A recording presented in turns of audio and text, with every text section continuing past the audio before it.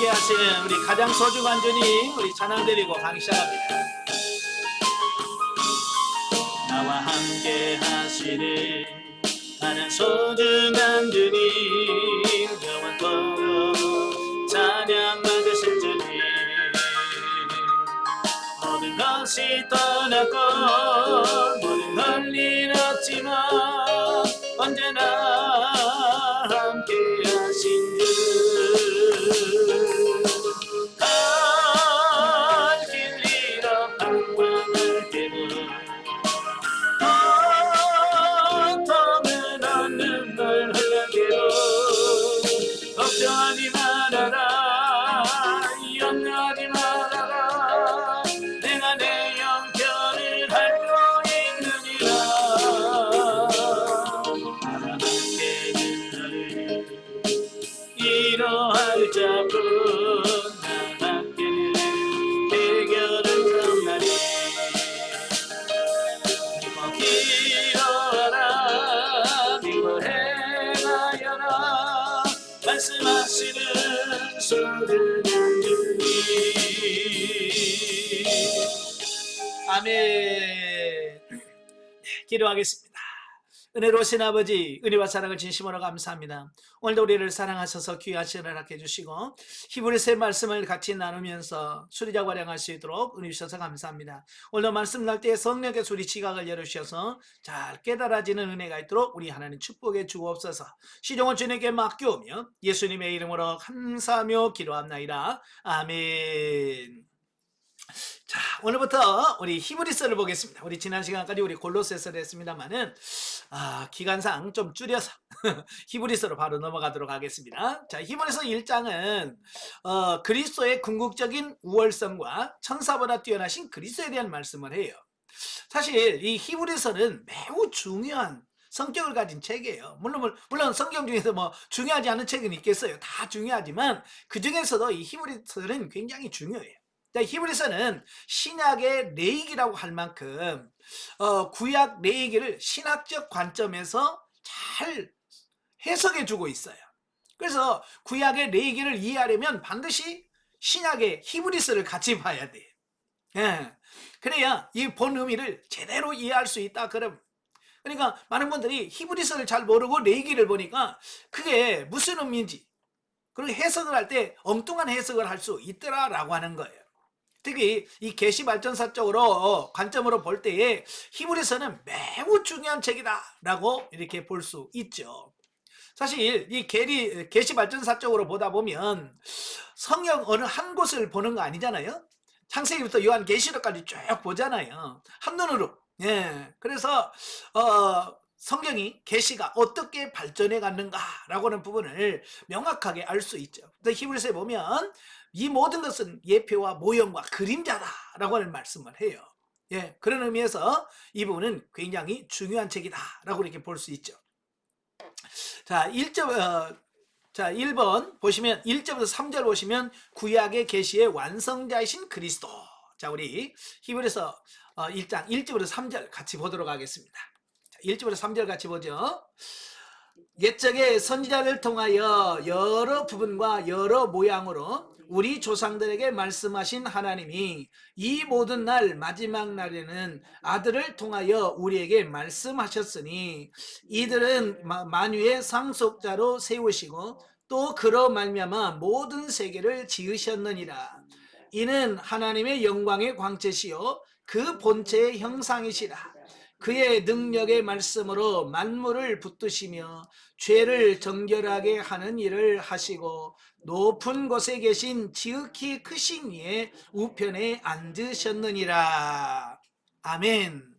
자, 1절에서 3절에서 보면 구약 계시의 완성자이신 그리스도에 대한 말씀을 해요. 그러니까 유대교에서 기독교로 개종한 유대인들은 처음에는 뜨거운 믿음으로 밖으로부터 오는 박해와 시험에 대항하여 분연히 싸우고 또 그로 인하여 받게 되는 고난을 감수했다라고 하는 거예요. 그러니까 처음 유대인들 다 유대교잖아요, 그죠? 다 유대교를 믿고 있었어. 그러다가 예수 그리스도의 복음을 받아들이고 그들이 기독교로 개종을 했다고 말이에요. 그래서 처음에는 기독교와 유대교는 별 탈 없이 잘 지냈어요.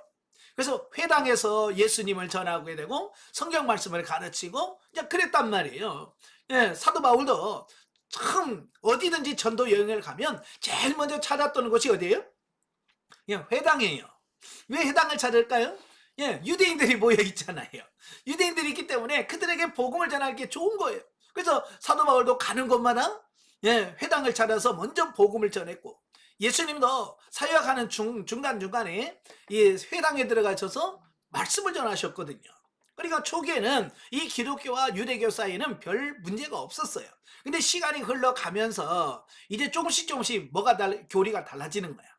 구원관에 대해서 또 예수님을 받아들이는 입장에서 서로 견해 차이가 많이 되게 되고, 결국은 유대교가 이제 기독교를 박해하게 돼요.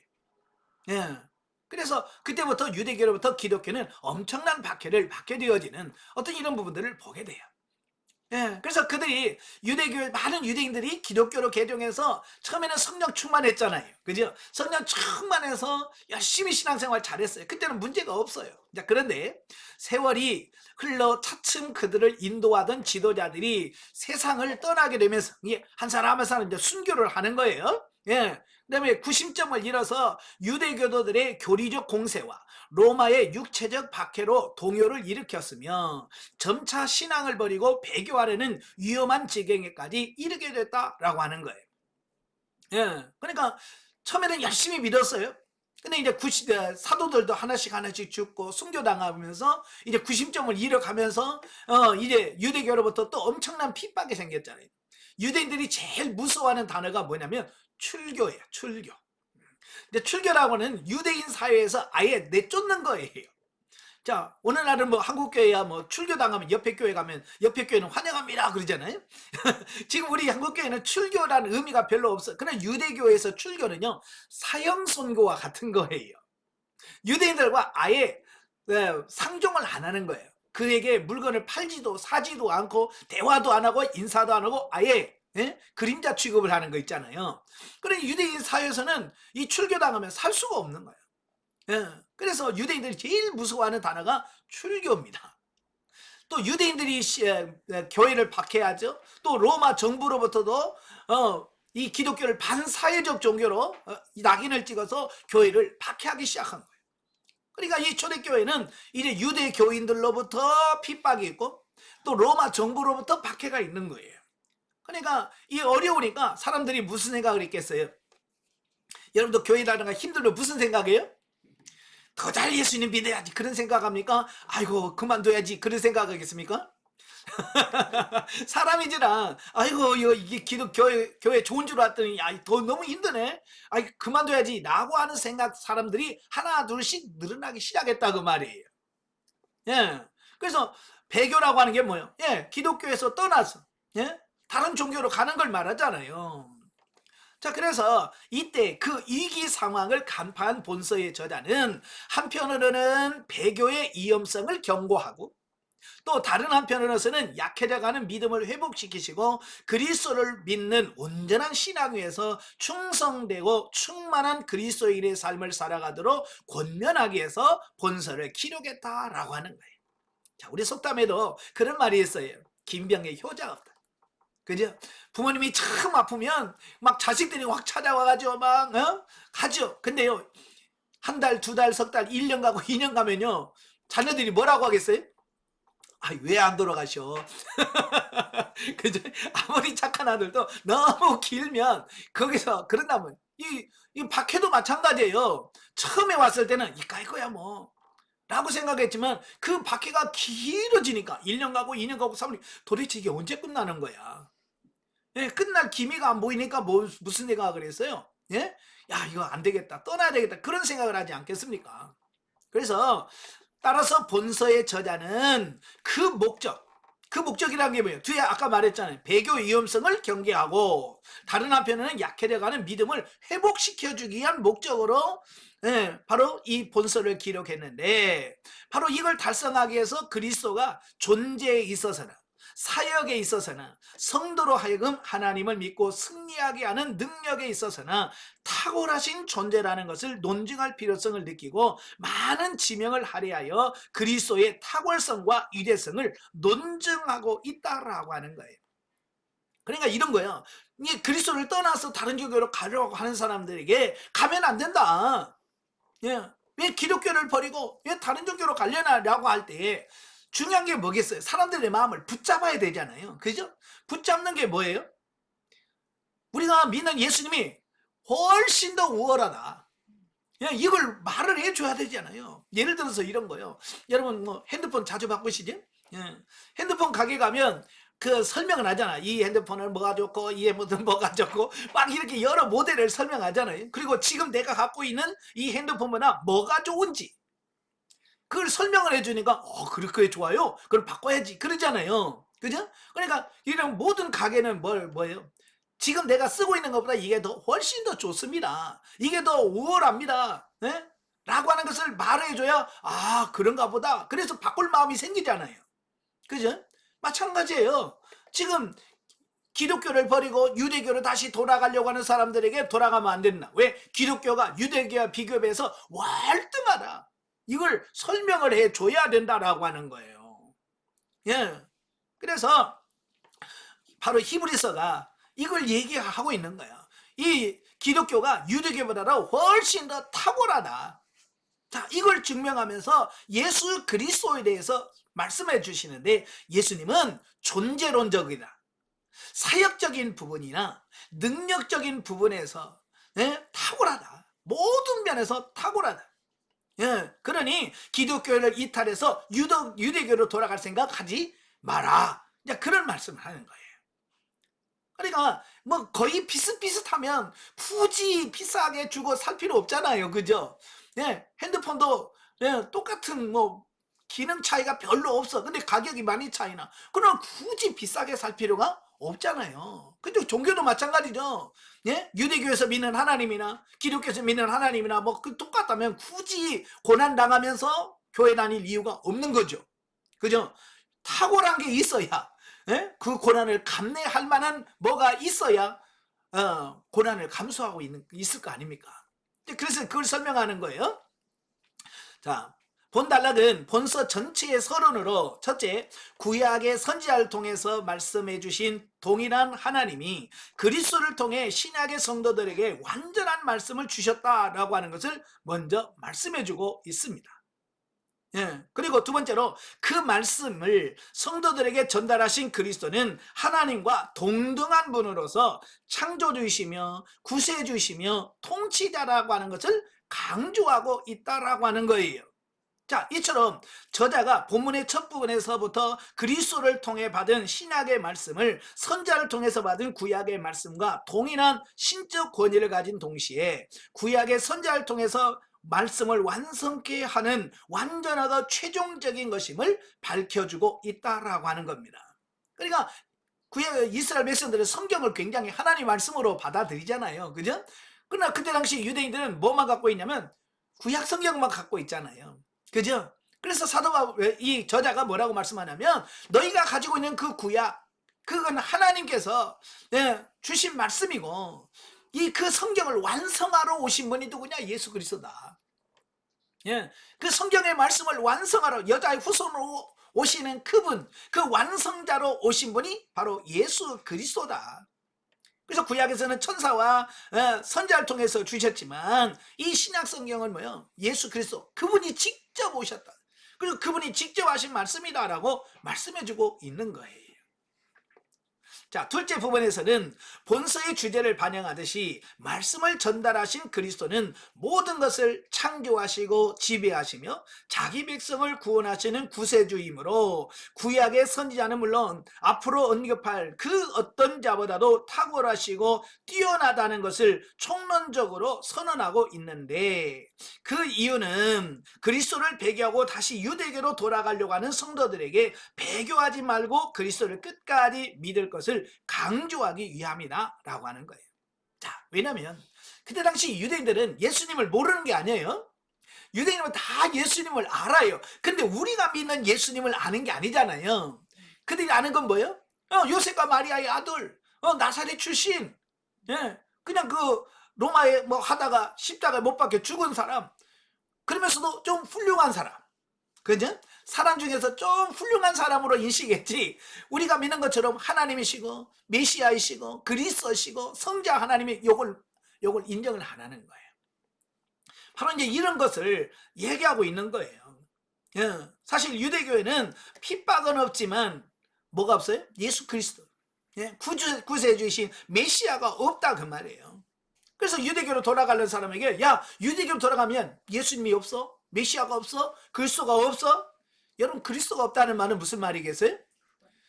구원이 없다는 얘기예요. 우리가 구원은 예수님을 통해서 받는데, 너희가 다시 유대교로 돌아가면 메시아가 거기는 없어, 그리스도가. 그러면 너희는 구원 못 받아, 그 얘기예요. 그러니까 돌아가면 안 된다, 그 얘기를 하고 있는 거예요. 자, 두 번째 단락은 이제 4절부터 14절까지인데요. 천사보다 뛰어나신 그리스도에 대한 말씀이에요. 자, 4절부터 보겠습니다. 4절부터 14절까지. 그가 천사보다 훨씬 뛰어남은 그들보다 더욱 아름다운 이름을 기업으로 얻으심이니, 하나님께서 어느 때에 천사 중 누구에게 너는 내 아들이라 오늘 내가 너를 낳았다 하셨으며, 또다시 나는 그에게 아버지가 되고 그는 내 아들이 되리라 하셨느냐. 또 그가 맏아들을 이끌어 세상에 다시 돌아오게 하실 때에 하나님의 모든 천사들을 그에게 경배할지어다 말씀하시고, 또 천사들에 관하여는 그는 그의 천사들을 바람으로 그의 사역자들을 불꽃으로 삼으셨느니라 하셨으니, 아들에 관하여서는 하나님이여 주의 보좌는 영영하며 주의 나라의 규는 공평한 규이니이다. 주께서 의를 사랑하시고 불법을 미워하셨으니, 그러므로 하나님 곧 그 주의 하나님이 즐거움을 기름을 주께 부어 주를 동료보다 뛰어나게 하셨도다 하였고, 또 주여 태초에 주께서 땅에 기초를 두셨으며 하늘도 주의 손으로 지으신 바라. 그들은 멸망할 것이나 오직 주는 영존할 것이요 그것들은 다 옷과 같이 낡아지리니 의복처럼 갈아입을 것이요 그것들은 옷과 같이 변할 것이나 주는 여전하여 연대가 다함이 없으리라 하였으나, 어느 때에 천사 중 누구에게 내가 내 원수로 내 발등상 되게 하기까지 너는 내 우편에 앉아있으라 하셨느냐. 모든 천사들은 섬기는 영으로서 구원받은 상속자들을 위하여 섬기라고 보내심이 아니냐. 아멘. 자, 이 본문 말씀에서 뭐라고 말씀하냐면 천사보다도 뛰어나신 그리스도다.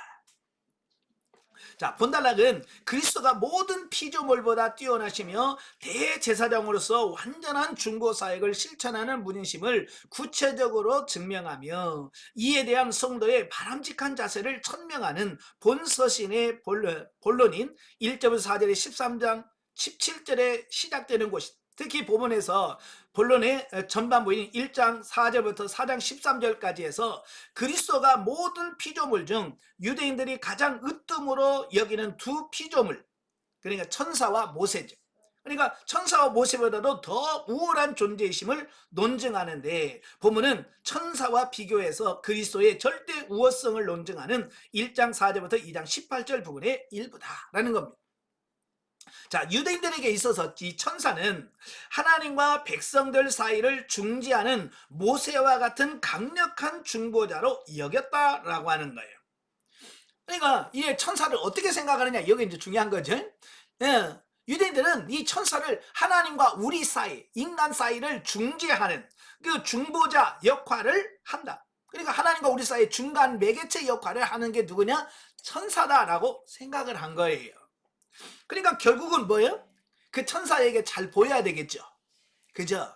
자, 우리나라도 그러잖아요. 가끔 보면 재계 회장들이나 이런 사람들은 대통령하고 연줄을 맺으려고 하잖아요. 그죠? 그래서 직접 대통령한테 못하니까 중간에 있는 참모들이라든지 대통령 가까운 사람한테 뭐라 그래요? 다리를 놓아달라고 그러잖아요. 그죠? 줄을 좀 연결해달라고 하잖아요. 그래서 그 중간에다가 뇌물을 바치고 해가지고 어떻게 연줄을 달려고 하잖아요. 바로 이스라엘에서도 그런 거예요. 하나님과 직접 가기는 좀 그렇고, 그죠? 그러니까 그 중간에서 그 역할을 하는 천사들에게 내가 잘 보이고, 이 천사들에게 잘 섬기면 그들이 이걸 잘해주겠지라고 하는 거예요. 그래서 갈라디아 교인들도 이 천사를 중보자, 중재자로 여기서 심지어는 뭐예요? 천사를 숭배하는 단계까지 가게 되는 거예요. 그래서 골로새서 이야기했죠. 바로 그들이 뭐예요? 천사를 숭배했단 말이에요. 단순히 천사에게 잘 봐주세요 그 정도가 아니라 아예 절을 하고 예배하고 경배하는 이런 수준까지 갔다 그 말이. 이건 성경적이지 않잖아요. 그래서 저자는 그러한 천사보다도 그리스도가 월등히 우월하신 분이라는 것을 논증할 필요가 있었다라고 하는 거예요. 야 너희들 천사한테 야 예수님은 천사와 비교할 수 없는 분이야. 예수님은 천사보다 월등하다. 그걸 지금 이야기하려고 하는 거예요. 자, 그것을 위해서 2장 18절에 이르기까지 구약의 말씀들을 인용하면서 그 천사보다 뛰어난 그리스도를 증명하고 있습니다. 어떤 점에서 그리스도가 월등하냐? 그걸 이제 하나씩 이제 설명해 주는 거죠. 모두 이제 7군데인데요. 시편 2편 7절, 사무엘서 7장 14절, 또 시편 97편 7절, 또는 신명기 32장 43절, 시편 104편 4절, 45편 6절 7절, 또 102편 25절부터 27절, 110편 1절. 이 말씀을 쭉 지금 인용하고 있어요. 1절에서 쭉 그 말씀을 인용하면서 거기서 뭘 말하냐? 첫째, 그리스도께서 하나님의 참 아들이다. 천사는 부리는 종에 불과하고 예수 그리스도가 누구냐? 하나님의 참 아들이다. 이걸 얘기하고 있는 거예요. 천사는 하나님의 아들 아닙니다. 많은 사람들이 천사를 하나님의 아들이라고 이렇게 생각하시는 분들이 절대로 아니에요. 우리가 창세기 6장을 보면 그 노아 시대의 그 타락상에 대한 말씀을 하면서 하나님의 아들과 사람의 딸들이 결혼했다 그 말씀이 나오죠. 그죠? 그래서 어떤 분들은 그 하나님의 아들을 누구라고 비유를 듣냐면 천사라고 얘기해요. 그러니까 사람의 딸들은 누구냐? 진짜 우리 사람의 딸들이고 하나님의 아들 천사들과 사람의 딸들이 결혼했다. 그래서 난 게 네피림이다. 이렇게 이야기를 합니다. 이게 가능할까요? 불가능합니다. 왜냐하면 천사는 우리와 같은 육이 없어요. 그래서 영이란 말이에요. 천사는 영이에요. 영체는 있지만 우리와 같은 육체가 없는 거예요. 그러니까 천사와 사람은 결혼할 수가 없습니다. 그래서 거기서 창세기에 말하는 하나님의 아들은 그 아벨 선택된 셋의 후손들, 하나님의 선택된 백성들을 하나님의 아들로 비유를 들었고, 사람의 딸들은 누구겠습니까? 버림받은 가인의 후손들, 유기된 가인의 후손의 딸들을 이야기하는 거예요. 그죠? 그래서 천사는 절대로 하나님의 아들이 아니라 성경에서 유일하게 예수 그리스도만 하나님의 아들이 된다. 그걸 말씀해 주고 있습니다. 자, 두 번째로 천사들의 경배와 섬김을 받으시기에 합당하며 그랬어요. 그러니까 이런 거예요. 천사들은 우리에게 경배를 받을게나 섬김을 받을 존재가 아니란 말이에요. 오직 예수 그리스도만 우리의 경배의 대상이 된다. 자, 성경에 보면 그 하나님의 사자는 이제 크게 둘이에요. 누구냐면 예수 그리스도, 성육신하기 전에 예수 그리스도가 육신으로 현현하시는 때가 종종 있어요. 그때도 하나님의 사자, 또 주의 사자라고 이렇게 표현하기도 합니다. 또 대부분이 뭐냐면 천사들이에요. 천사들을 가리켜서 주의 사자, 하나님의 사자라고 이렇게 보게 되어지는데요. 이 하나님의 사자, 천사와 예수 그리스도를 구분하는 게 있어요. 그 구분법은 뭐냐면 그 천사들이나 주의 사자를 발견하게 되면 대부분의 많은 사람은 다 뭐 하냐면 엎드려 절을 합니다. 엎드려 절을 하고 제물을 드리려고 그래, 제물. 자, 그럴 때 이 천사인 경우에는요, 나에게 절하지 말고 오직 아버지께, 하나님께만 예배하라 그래요. 천사는요, 경배를 받을 존재가 아니에요. 그래서 이 천사들은 절대로 경배를 받지 않아요. 그리고 제물을 받지 않습니다. 그런데 가끔 보면 경배할 때 그 경배를 받는 분이 계셔. 그리고 제가 제물을 드릴 동안 주님 받겠습니까? 그러면 제물을 드려라 그래. 그래서 제물을 받는 사람은 누구냐? 예수 그리스도가 현현한 거고, 제물을 안 받는 사람들은 누구야? 천사들이에요. 그래서 천사는 경배 대상이 될 수 없다. 오직 예수 그리스도만 우리 경배 대상이 된다, 그 얘기예요. 그 다음에 세 번째로, 하나님의 높은 권세를 가진 왕이시며 왕이시다, 이걸 말씀해줘. 거기 보니까 8절 9절에 뭐라고 돼 있어요? 주의 보좌. 이 보좌는 뭐예요? 왕이 앉는 의자를 말하잖아요. 우리가 이제 사극이나 옛날 그 영화를 보면 왕들은 높은 이렇게 의자에 앉아 있잖아요. 단상에 딱 앉아가지고 하는, 그걸 보좌라고 그래. 보좌. 왕에 앉는 의자. 그 다음에 규라고 하죠. 규는 왕이 짚는, 통치자가 잡고 다니는 지팡이를 말하는 거야. 옛날에 홀이라고도 했잖아요. 이건 통치권, 지휘권을 의미하는 거예요. 그래서 하나님의 높은 권세를 가진 분이 누구냐? 예수 그리스도다. 또 그 다음에 영원 무궁한 창조주다. 10절부터 12절에 나오죠. 바로 이 세상을 창조하신 분이 누구냐? 예수님이다. 말씀으로 천지를 창조하신 분이시다. 그 다음에 다섯 번째, 모든 대적을 이기시고 심판주가 되실 분이다. 13절에 예수 그리스도는 뭐냐? 심판주가 되신다. 대적을 이기시고 심판주가 이 대적을 이긴다라고 하는 말은, 거기 보면 발등상에 되게까지, 발등상이라고 하는 말은 발을 올려놓는 상을 말하는 거예요. 그러니까 왕들은 보좌에 앉으셔가지고 발이 편하도록 그 발을 받칠 수 있는 이 책상 같은 게 있어요. 발을 딱 올려놓고 있는 상이 발등상이거든요. 그런데요, 종종 나라 간에 전쟁을 하잖아요. 전쟁을 이기면 그 이긴 왕이 있고 진 왕이 있잖아요. 그죠? 그러면 이긴 왕이 내가 널 승리했다, 이것을 선포하고 알리기 위해서 하는 게 뭐냐면, 왕이 딱 보좌에 딱 앉으면 그 진 왕이 있잖아요. 패한 왕이 거기다가 딱딱 엎드립니다. 그러면 거기다가 발을 딱 올려놔. 이건 완전한 승리를 의미하는 거예요. 패배한 왕에게는 얼마나 수치스럽겠어요. 그죠? 자기는 엎드려 있고 거기다가 발을 딱 올려놓고 여봐라. 그러면 승리한 왕은 좋겠지만 패배한 왕은 얼마나 비참하겠어요. 바로 그런 거예요. 내 원수로 내 발등상이 되게 하기까지. 그리고 승리자를 의미하는 거예요. 승리자. 그리고 그 다음에 뭐요? 심판주가 되신다. 그리고 나서 뭐요? 이제 그 패한 적군 중에서 사형시킬 장수는 누구인고, 이런 거 있잖아요. 그래서 심판주가 되시는 거예요. 그래서 저런 목을 쳐라, 뭐 이러면서 심판하는 거예요. 바로 예수 그리스도의 승리를 상징하는 거죠. 자, 이렇게 5개의 내용으로 묶을 수 있고, 마지막 14절에서는 천사는 그리스도보다 높기는커녕 오히려 구원 얻는 후사. 누굽니까? 구원 얻는 후사가 누구예요? 오늘 지금 우리를 말하는 구원받은 자, 구원받은 하나님의 백성, 상속자, 이들을 섬기라고, 즉 성도들을 섬기도록 보내진 봉사하는 존재라는 내용으로 본단락을 마감하고 있다. 그러니까 천사는 우리가 숭배하고 경배 대상이 아니라 도리어 우리를 섬기라고 보낸 존재야. 그러니까 그들은 지금 잘못 알고 있어. 그 얘기거든요.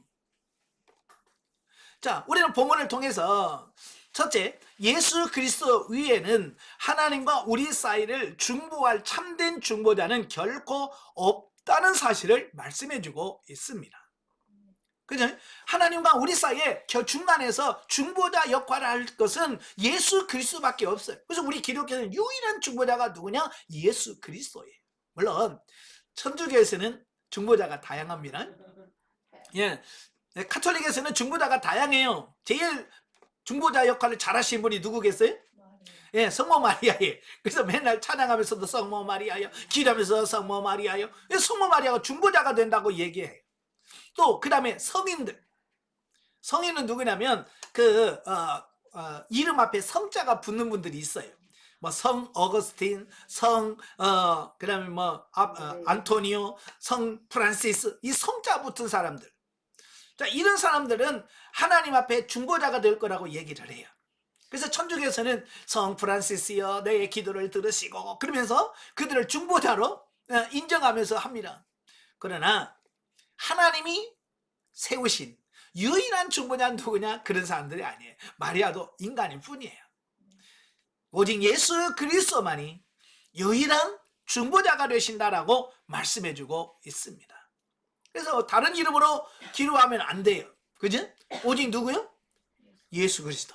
그래서 예수님이 뭐라고? 내 이름으로 기도하면 아버지께서 들으시고 반드시 응답하실 거야 라고 말씀하잖아요. 그래서 우리가 기도할 때마다 예수 그리스도의 이름으로 감사하며 기도합니다. 예수님을 기도하잖아요. 왜? 하나님이 인정하시는 유일한 중보자는 예수 그리스도이기 때문에 그런 거예요. 자, 두 번째로 이 지상에 출현할 자 가운데 예수 그리스도만이 우리의 경배를 받을 유일한 하나님이시라는 두 가지 중요한 사실을 배우게 된다. 예, 우리 예수님은 하나님이시고 창조주이시고 우리의 구세주예요. 그래서 그분만이 우리의 경배의 대상이 된다라고 말씀해주고 있습니다. 자, 1장에서는 예수 그리스도는 천사보다도 훨씬 우월하시고 뛰어나신 분이다. 이걸 강조하고 있습니다. 자, 성경 계시발전사적인 이해를 보면, 자, 오늘은 천사를 같이 보도록 하겠습니다. 자, 천사 좋아하시나요? 천사 싫어하는 사람 없을 거예요, 그죠? 예, 자, 천사가 누구냐? 이제 우리 국어 사전에 보니까 이렇게 나와 있어요. 여호와와 인간의 중개자 역할을 하는 사자다. 예, 우리 국어 사전에 이렇게 나와 있어요. 예, 자, 히브리어는 마르악이라고 그래요. 천사를 마르악. 헬라어로는 앙겔로스. 예, 앙겔로스라고 그래요. 그 앙겔로스에서 좀 바뀐 게 영어 엔젤. 예, 천사다 이렇게 하죠. 자, 다른 말로 엔게로스는 사자라는 뜻이에요. 사자는 메신저. 예, 메시지를 전달하는 자. 자, 우리나라도 보면 우리 국교를 맺고 있는 나라에 대사를 파견합니다. 그죠? 바로 이 대사가 바로 요 앙겔로스, 그런 뜻이에요. 그 대통령의 말을 그들에게 전달하는 사람, 이제 그런 뜻이에요. 예. 자, 그래서 성경에 보면 이 천사라고 하는 말이 225번 나옵니다. 이게 천사 225번, 그다음에 여호와의 사자라고 하는 말이 45회, 또 주의 사자라고 하는 말이 10번 나옵니다. 그 다음에 스랍이라고 하는 말이 2회 나옵니다. 그 외에도 또 천사들을 가리켜서 하나님의 아들들이라고 하기도 하고, 또 권능 있는 자들 또는 거룩한 자들, 또 천군이라고 말하기도 합니다. 그러니까 이 천사에 대한 표현들이 다양하다라는 것을 보게 되죠. 자, 그래서 천사들은 영으로서, 자, 영이라고 하는 말은 우리와 같은 육을 가진 존재가 아니라는 얘기예요. 예, 영이에요. 영적 존재입니다. 그래서 하나님과 사람 사이에 중재자 노릇을 하며, 예, 중보자는 아니에요. 중보자는 예수 그리스도밖에 없다고 그랬잖아요. 심부름꾼이에요. 중간에서 심부름꾼은 역할을 해주는 게 누구냐? 천사라. 또 영계와 자연계를 장애 없이 자유자재로 왕래할 수 있다, 그 말이에요. 자, 우리는 육을 가지고 있기 때문에 한계성을 가지고 있어요. 그러니까 동시에 여기도 있고 거기도 있고 못해요. 그죠? 그 다음에 이 벽이 있으면 통과 못하죠. 자, 그러나 이 천사들은 영적 존재예요. 영이 없기 때문에 이런 시간과 공간과 이것을 초월합니다. 예. 그래서 눈 깜빡할 사이에 여기 있다가 미국에 있다가, 예? 할 수 있는 거예요. 왜? 시공간을 초월하기 때문에. 왜? 육을 가지고 있지 않기 때문에 가능하다라고 하는 거예요. 자, 참고로 예수님도 이 땅에 계실 때는요, 우리가 똑같은 인간이셨잖아요. 그래서 그는 하나님이셔 전능하심에도 불구하고요, 제약을 참 많이 받으셨어요. 예. 그래서 때가 되면 배가 고프시고, 일을 하시면 피곤하시고, 안 주무시면 졸리고, 그래서 때로는 배에 고무를 메고 주무시기도 하고, 배고프다고 무화과 나무 밑에 가서 야, 익은 거 없냐 찾기도 하시고, 그죠? 그런 분이 바로 예수님이라면, 왜? 육신을 갖고 있었기 때문에 그런 거예요. 그래서 예수님도 동시에 두 곳에 있을 수가 없었어요. 왜? 육신의 한계 때문에. 자, 그러나 부활하시고 나서 예수님의 몸이 육체가 아닌 영체로 바뀌었어요. 부활체로 바뀌었단 말이에요. 부활체로 바뀌니까 어때요? 제자들이 문을 꼭꼭 들어 잠그고 다락방에 모여 있을 때 예수님께서 그 중간에 쫙 나타나셨죠. 그걸 뭐라 그래요? 평안할지어다. 그죠? 예, 바로 이제 왜냐하면 예수님 부활하시고 나서는 우리와 같은 육체가 없어진 거예요. 육체가 아니라 부활체예요. 근데 부활체는 시간과 공간과 이건 모든 것을 초월한. 나중에 여러분도 죽어서 영체로 바뀌든지 주님께서 나중에 재림하셔서 부활한 육체와 영이 만나서 부활체가 되면 바로 그 예수님처럼 그렇게 되실 거예요. 아시겠죠? 예. 자, 하나님으로부터 뛰어난 지혜와 총명과 능력을 받은 자들이며 그랬어요. 그러니까 이 천사들은 우리 인간보다는 월등한 능력이 있고요, 힘이 있습니다. 예, 성경에 보면 대단하잖아요. 그 아수르 군대 하룻밤 사이에 18만 5천 명을 시체로 만들잖아요. 그죠? 대단합니다. 이 능력이 있어요. 우리 인간으로는 그 천사를 이길 만한 힘은 없어요. 자, 그 다음에 이 천사에는 둘로 나눠지는데요, 선한 천사와 악한 천사로 구분되어집니다. 그래서 우리가 악한 천사들을 마귀, 사탄, 귀신 그렇게 이야기를 합니다. 예, 그래서 성경에서 이 천사들의 역할과 활동을 보면 여러 활동들이 많아요. 그걸 정리를 해보면 크게 5가지 역할을 해요. 이 천사들이 그 역할 중에 제일 먼저 하는 게 뭐냐? 예고와 경고의 사역을 하는 겁니다. 이 천사가 뭐냐면 하나님께서 어떤 일을 하시기 전에 미리 가서 예고해 주는 겁니다. 하나님이 이렇게 할 거야 라고 예고를 하고, 또 심지어는 잘못되었을 때 경고하는 역할을 하더라라고 하는 거예요. 예. 자, 그래서 거기 보면 하나님께서 택하신 어떤 종들의 출생 사실을 미리 예고합니다. 예. 하나님께서 구속사에 특별한 인물들이 태어나잖아요. 그죠? 특별한 인물이 태어날 때 미리 천사를 보내. 그래서 야, 태어난다고 해라. 예? 알려줍니다. 처음에 나온 게 창세기 18장. 창세기 18장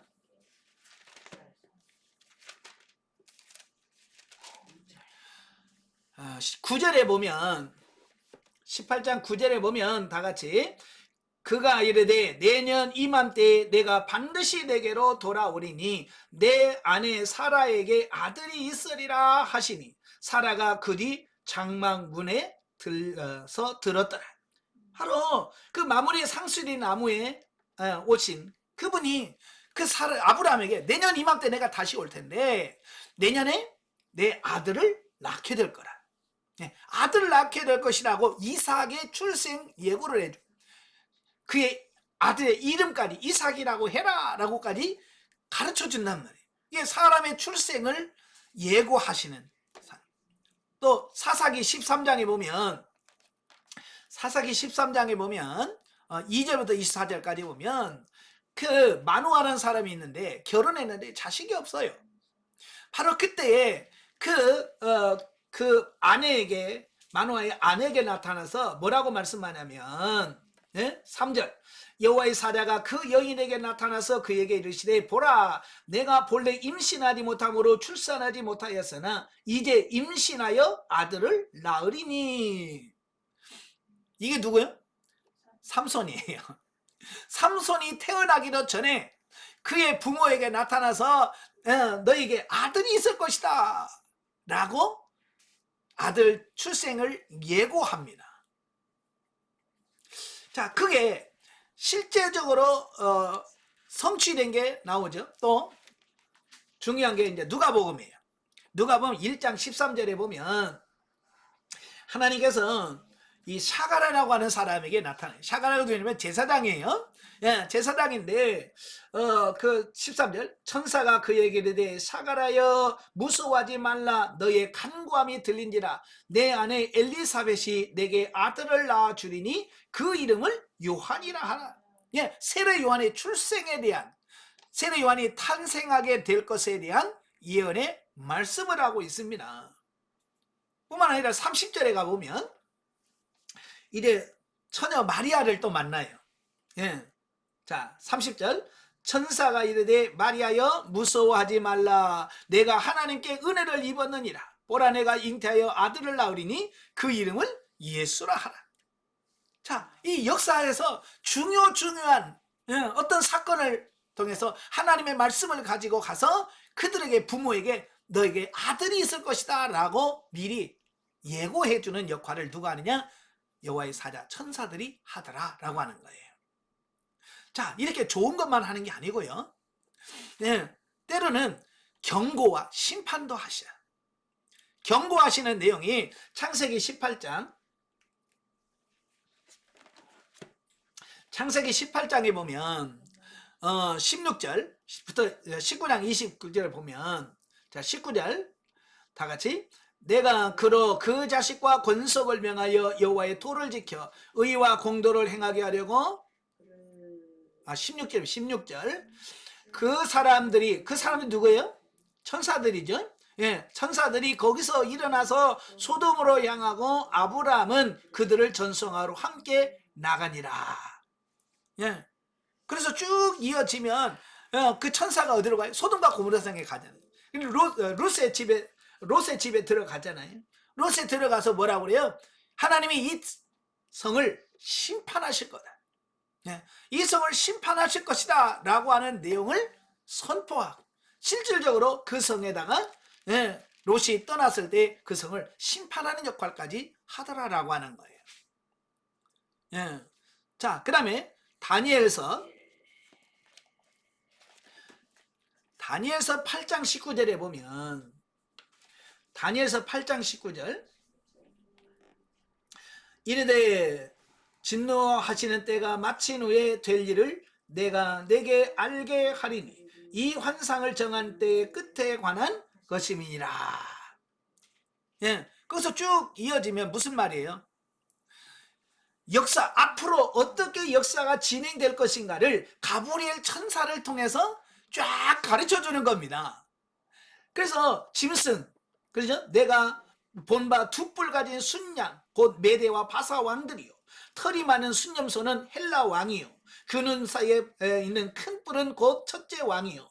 그러면서 쭉 말씀하셔요. 그 순양, 순념소, 또 이런 짐승들을 통해서 뭘 말해요? 앞으로 역사를 이렇게 진행할 거다라고.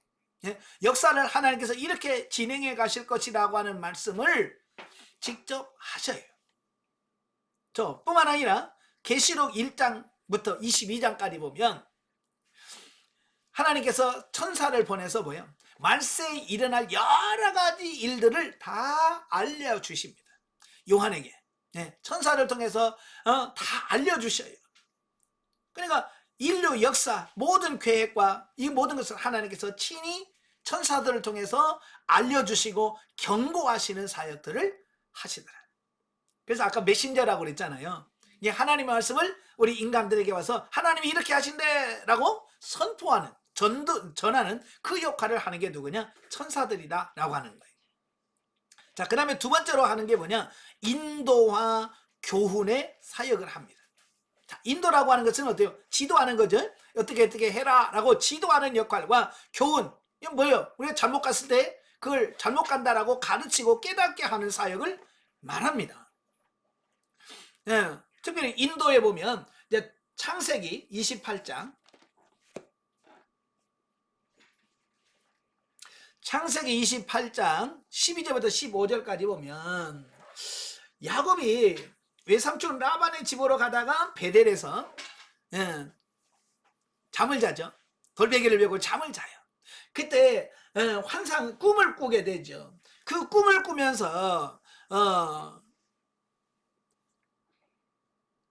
보면 12절부터 보면 꿈에 본즉 사닥다리가 땅 위에 섰고 그 꼭대기가 하늘에 닿았고, 또 본즉 하나님의 사자들, 하나님의 사자들 누구예요?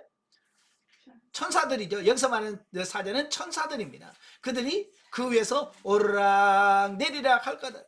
이게 뭐예요? 하나님께서 계시고 그 천사들이 왔다 갔다 하면서 하나님의 일을 수종될 것이다. 그리고 야곱의 길을 지켜주시고 인도해 주실 것이다. 이걸 말씀해 주고 있는 거예요. 그래서 야곱이 외삼촌 라반의 집에 가서 20년 동안 살 때 그를 지켜주고 보호하시는 역할을 했던 사람이 누구냐? 천사들이다. 야, 그 얘기예요. 자, 그 다음에 출애굽기 23장에 보면 출애굽기 23장 출애굽기 23장에 보면 20절 내가 사자를 내 앞서 보내어 길에서 너를 보호하여 너를 내가 예비한 곳에 이르게 하리니 그랬죠. 자, 하나님께서 내 사자를 내 앞에 보내서 너희를 길에서 너를 보호하고 이르게 할 거다. 이건 뭐야? 그들의 출애굽한 모든 과정을 주의 사자 누구요? 천사들을 통해서 그들을 인도할 거고 지켜줄 거다라고 하는 말씀을 하고 있습니다. 또 민수기 20장 16절에 봐도 마찬가지예요. 예. 하나님께서 가데스에서부터 에돔왕에게 지나가는 그 모든 내용들을 보내면서 천사를 보내어 우리를 애굽에서 이끌어냈다라고 표현합니다. 그러니까 천사들은 우리의 택한 백성들의 길을 인도하는 역할을 하더라.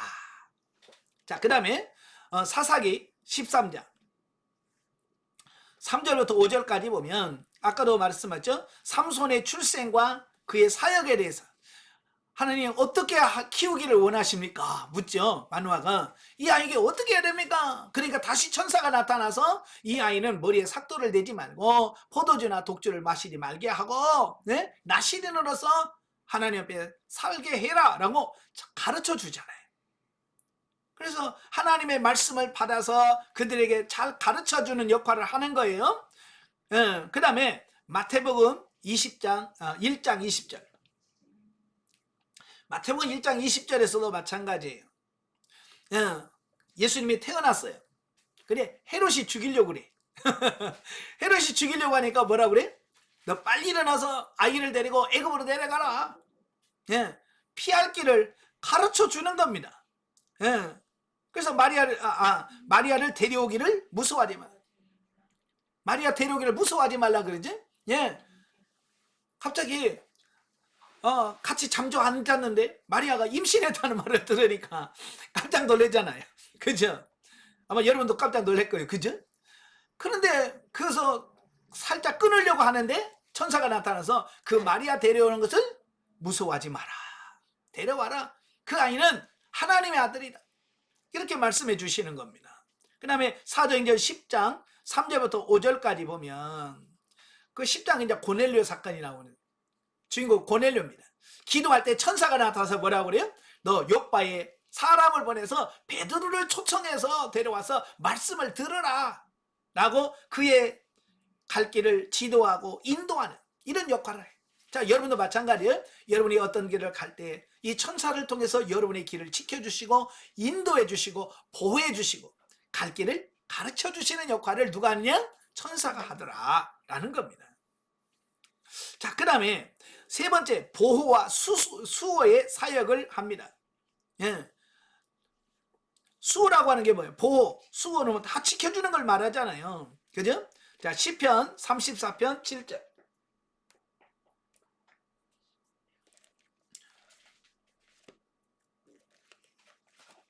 시편 33편 7절에 보면 다 같이 여호와의 천사가 주를 경외하는 자를 둘러 진치고 그들을 건지시는도다. 여호와의 천사가 주를 경외한 자를 둘러 진치고 그를 건져주신 지켜주시고 보호해주는 역할을 하더라라고 하는 겁니다. 또 출애굽기 14장 19절에 보면 바로의 군대를 구름과 구름 기둥으로 지켜주죠. 바로가 그 홍해 앞에 있는 이스라엘 백성 잡으려고 막 오니까 천사들이 쫙 뒤로 가서 구름으로 그들을 막아. 그래서 애국 군대가 더 이상 진군하지 못하도록 하나님께서 막아주는 역할을 하고, 열왕기야 6장 17절에 보면, 열왕기야 6장 17절에 보면 이래 엘리사가 그 도단에 머물 때에 그 엘리사를 잡기 위해서 군대들이 포위를 합니다. 그죠? 포위라고 아침에 일어나 보니까 포위되어 있는 거예요. 그러니까 옆에 있는 시종이 뭐라고 그래요? 우리는 죽었습니다. 그러잖아요. 그러니까 엘리사가 기도하죠. 하나님, 얘 눈을 좀 열어주세요. 그러죠. 그래서 다 눈을 열어 딱 보는 순간 뭐예요? 도단성을 감싸고 있는 천군과 천사들, 불말과 불명거들이 쫙 지키고 서 있는 걸 보았다고 말이. 하나님이 이렇게 지켜주시고 보호해주는 역할을 하더라. 그걸 열왕기하에서 말씀해주고 있고요. 열왕기하 19장 35절에서도 그 히스기야 왕 때에 그 예루살렘 성이 완벽하게 봉쇄되고 있을 때 하나님께서 뭐라고 그래요? 내가 걱정하지 마라. 내가 너를 지켜줄 거고 그들이 너의 화살을 한 번도 쏘지 못하고 본국으로 돌아갈 거야 라고 말씀하시고 뭐라고 그래요? 그 밤에 역사하시는데 산헤립 군대 18만 5천 명, 여러분 18만 5천 명 대단한 거예요. 18만 5천 명을 하루에 송장으로 만드는 거예요. 그러니까 사람이 깜짝 놀래가지고 그냥 본국으로 도망가 버려요. 바로 이런 역할을 해준단 말이에요. 또 다니엘서 3장 28절에 보면 다니엘서 3장 28절 다 같이 느부갓네살이 말하여 이르되 사드락과 메삭과 아벳느고의 하나님을 찬송할지로다. 그가 그의 천사를 보내사 자기를 의리하고 그들의 몸을 바쳐 왕의 명령을 거역하고 그 하나님 밖에는 다른 신을 섬기지 아니하며 그에게 절하지 아니한 종들을 구원하셨더라. 느부갓네살이 뭐요? 저놈들 풀무불에 집어넣어라. 7배나 더 해라. 막 풀무불을 엄청나게 뜨겁게 하고 나서 그들을 사드락과 메삭과 아벳느고를 그다 던져 넣었어요.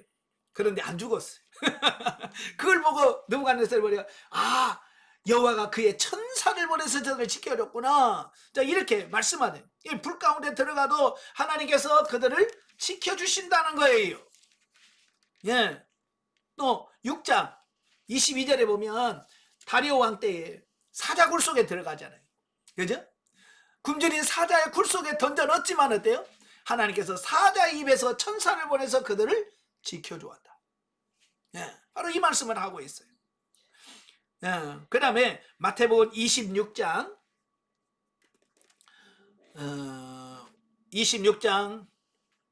53절에 보면 자, 예수님이 잡히시잖아요. 잡히셔. 그러니까 베드로가 칼을 빼가지고 말고의 길을 확 잘라. 그러니까 예수님께서 그 길을 고쳐주시면서 베드로에게 한 말씀이 그거예요. 야, 내가 힘이 없어서 지금 끌려가는 거 아니야. 내가 12영도 더 되는 천군과 천사를 동원할 수 있다는 거예요. 그렇지만 그렇게 하면 하나님의 뜻이 어떻게 이루어지겠냐. 그러니까 예수님을 보호하시고 지킬 천군 천사들이 12영도 더 된다. 바로 이제 그 얘기를 하고 있는 거예요. 그러니까 어마어마한 예수님을 보호하는 그 천사들이 있다라고 하는 것을 말씀해 주고 있고요. 자, 네 번째로는 필요시에 구원 사역을 합니다. 사람들의 필요에 도움을 주는 구원의 사역이다라고 하는 겁니다. 자, 여기서 구원이라고 하는 말은 영혼 구원, 지옥 갈 영혼을 구원하는 게 아니라 어려움, 고난 중에 있는 성도들이 하나님께 도와주세요 라고 기도하면 이 천사를 통해서 구원해 주신다라고 하는 사실이에요. 그러니까 여러분도 어렵고 힘들 때 뭐 하시라? 하나님께 기도하시라. 그러면 천사를 통해서 도와주신다는 거예요. 자, 그게 창세기 21장에 보면 그 하갈이 아브라함의 첩으로 들어왔잖아요. 그죠? 근데 임신했다는 말을 듣고 교만하기 시작해요. 그래서 주인인 사라의 말을 안 들어요. 그러니까 사라 입장에서는 열받겠죠. 그죠? 그래서 그를 구박하기 시작한 거예요. 그러니까 그가 도망 나와요. 도망 나오고 또 나중에 또 사라가 이삭을 낳잖아요. 이삭을 낳아서 돌잔치 하는데 이삭이 이스마엘이 이삭을 괴롭히는 겁니다. 자, 그럴 때 그걸 보고 사라가 저걸 쫓아내라 그러죠. 그래서 결국 쫓겨납니다. 그러니까 처음에 도망갔을 때도 하나님은 천사를 통해서 도와주시고, 나중에 이스마엘과 같이 쫓겨났을 때도 하나님께서는 그 물이 없어서 거기서 울부짖잖아요. 부르짖을 때 17절에 보면 뭐라 그랬어요? 하나님이 그 어린아이의 소리를 들으셨으므로 하나님의 사자가, 여기서 말한 하나님의 사자는 누구예요? 예, 천사들이죠. 하나님의 사자가 하늘로부터 하갈을 불러 이르되, 하갈아 무슨 일이냐, 두려워하지 말라. 하나님이 저기 있는 아이의 소리를 들으셨나니. 그래서 목이 말라. 그러니까 하나님께서 하갈의 눈을 밝혀서 샘물을 보고 가서 물을 떠서 마시게. 갈증 때문에 죽어가는 그 영, 하나님께서 기도하니까 하나님의 사자를 보내서 구원해 주시더라 라고 하는 거예요. 또 열왕기상 19장 5절부터 7절은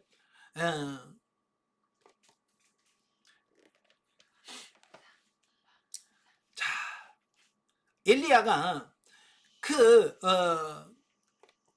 광야로 들어가죠. 네, 광야로 들어가서 식음을 전폐하고 나무 밑에서 차라리 나 죽여주시오 그러고 있잖아요.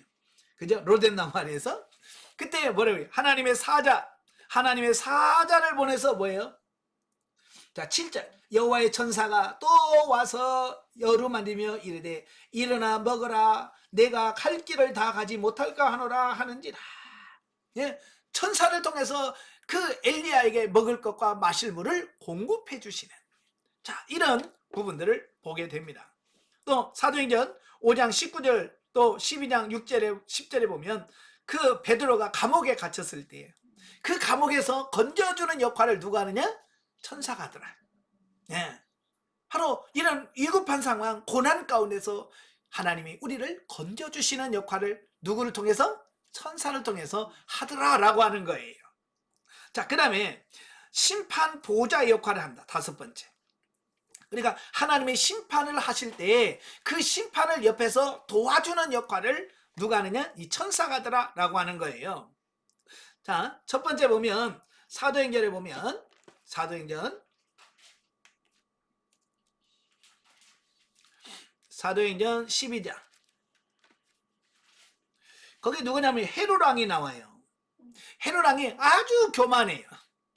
교만해가지고 사람들 앞에서 연설을 하니까 사람들이 뭐라고, 야, 이건 신의 소리입니다 그러면서 막 하니까 하나님께 영광 돌리지 아니하고 자기가 영광을 취하는 겁니다. 그때 주의 사자가 그랬죠. 여기서 주의 사자는 누구예요? 천사죠.